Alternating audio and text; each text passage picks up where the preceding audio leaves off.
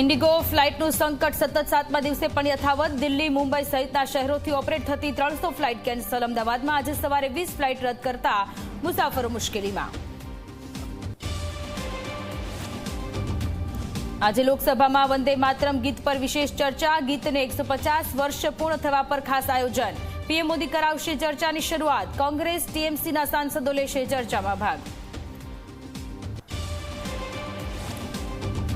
કચ્છના કંડલામાં ફરી વળ્યું દાદાનું બુલડોઝર। મીઠાપોટ વિસ્તારમાં ઉભા કરાયેલા ગેરકાયદેસર દબાણ તોડી પડાયા। દીનદયાળ પોર્ટ હસ્તકની જમીનને કરાવાઈ ખુલ્લી। સુરતની હવા પરથી હજુ નથી હટ્યું પ્રદૂષણનું સ્તર। આજે પણ સુરતમાં એક્યુઆઈ લેવલ 200 ને પાર। સતત વધતા હવાના પ્રદૂષણથી શહેરીજનો ચિંતિત।